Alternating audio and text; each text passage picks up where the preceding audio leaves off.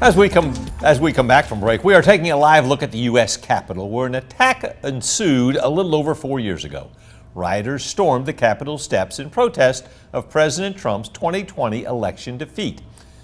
On the day he reclaimed the Oval Office, the president pardoned 1,500 rioters. The AJC reports 44 of them are from Georgia, and tonight we're hearing from one of them who had 4 charges erased. Maggie Fitzgerald joins us in studio to share more about her conversation with William Calhoun.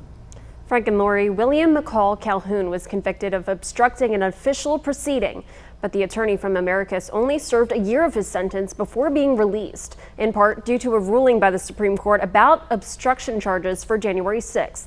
Now Calhoun is looking for a sense of normalcy, despite the long-standing effects of his participation in the riot.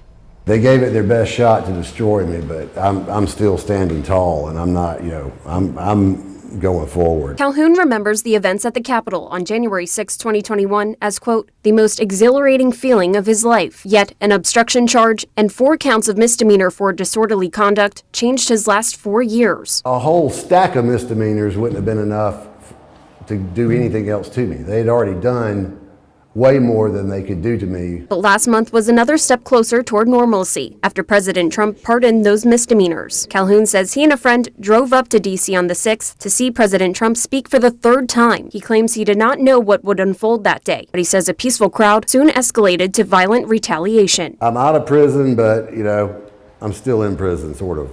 I'm waiting to see if they're going to give my life back to me. Before and after, Calhoun posted his photos and videos from the day on social media, which eventually led to his arrest at his sister's house in Macon. Calhoun's bar license was revoked following his involvement in the riot. If I had to do it all over again, I'd do the same thing.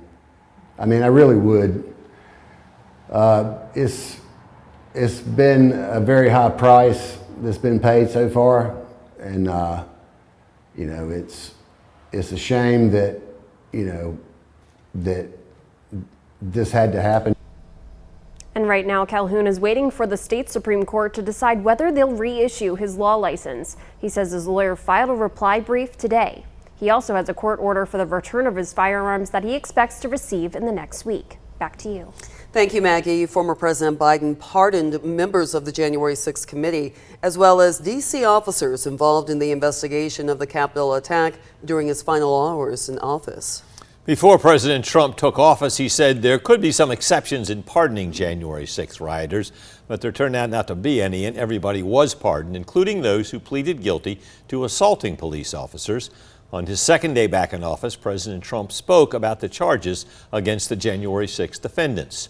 That it was very excessive, and at least the cases that we looked at, these were people that actually love our country, so we thought a pardon would be appropriate.